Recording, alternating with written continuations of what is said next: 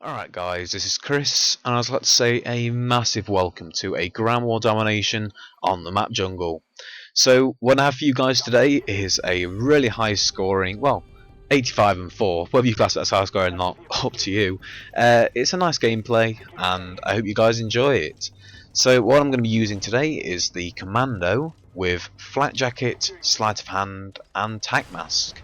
So the reasoning for me to use the Commando on this map is basically because the Commando is a long-range specialist. If you look at the stats, generally the accuracy and range is very good. So a map like Jungle, where it's actually quite a large map, it's perfect for it. So either Commando or a 3-burst weapon such as the M16 or the G11, I would certainly recommend to use, and it should hopefully help you to get a better score on this gameplay. So just before I move on to actually want to talk about this game, it's got a couple of little notifications and thank yous to give. So the last video, guys, actually reached 38 likes, which for me personally is absolutely unbelievable. You know, I asked you guys for 25 and you brought me back 38. You know, thank you very much. You know, that really should help me grow the channel even more, should hopefully help more people see the video, and should hopefully help my channel to get out there a bit more.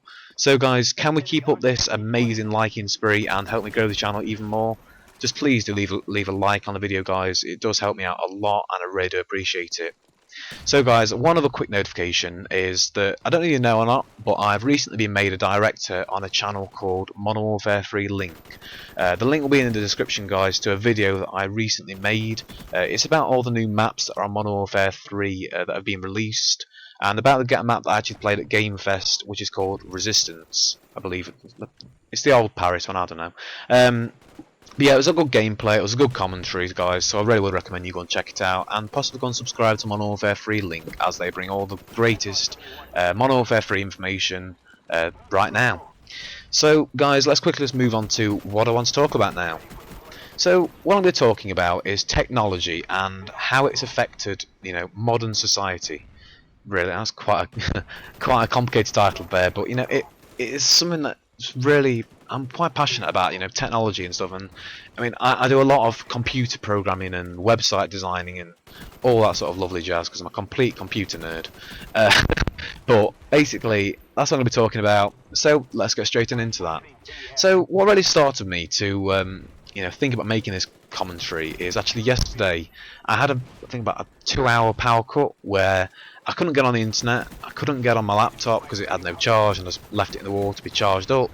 I couldn't get on any of the stuff that I wanted to. I couldn't get on my computer, couldn't watch TV, so I just sat there like I just didn't know what to do with myself. You know, I've grown with all anybody who's like 17, 18, you know, around that area, and maybe a bit young, maybe a bit older as well.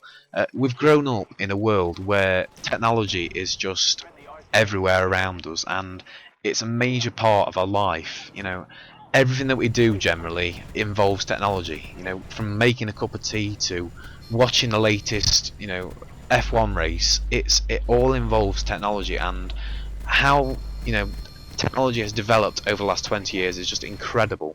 I mean, the guy who actually invented the first computer, I believe, I'm not entirely sure, was Steve Jobs, and he brought out the Macintosh 20 years ago, which was the first effectively computer, but it's not like a computer you know these days, and it was absolutely huge. I've seen a picture of it and I really can't describe just how big it is.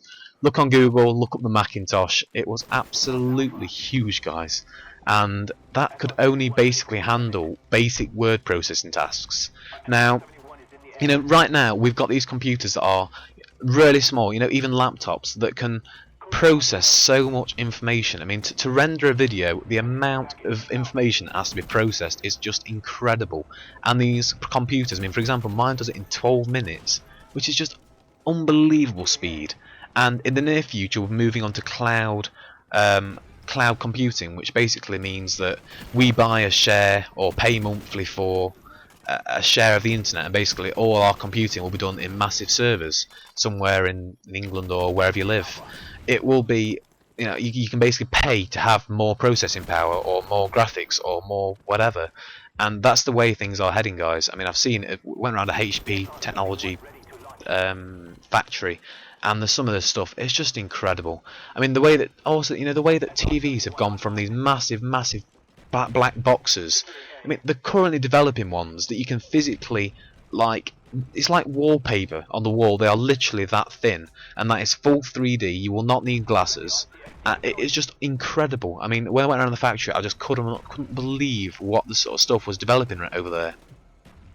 And you know, some of the people who have made this happen. I mean, I've already mentioned Steve Jobs. You know, rest in peace, Steve Jobs. You know, dying a couple of days back, I believe it was. I don't want to make a commentary about it because I don't want to sort of make it look like I'm trying to. I don't know what the word is.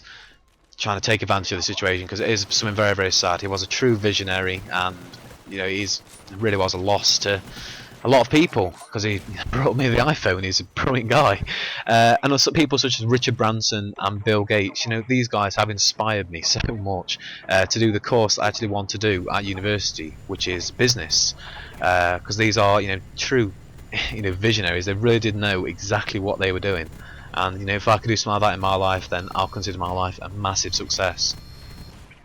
So, you know, another thing I quickly want to go into, you know, how do we say 10 years ago, we never used to have stored documents. It used to always be on paper. Now, we store everything these days on a hard drive. Literally everything, from documents to music to pictures to everything that is important to us is just stored on this document, on this little black or white or whatever you want to call it hard drive. It's just incredible how much data these things can hold, and the amount of stuff they can hold on them, and how secure it actually is. You know, you lose a piece of paper 10 years ago, you're screwed. It's always backed up on your hard drive now these days, and it's a lot harder to get lost. So, would you say the technology has improved for the better? Has it made our lives better? Let me know in the comments below, guys. You know, would you have preferred technology 20 years ago? Back to the basics. Anyway, guys, this has been a technology little discussion. I hope you've enjoyed it, and if you have, please do remember to leave me a like down below, guys. It really does help me out.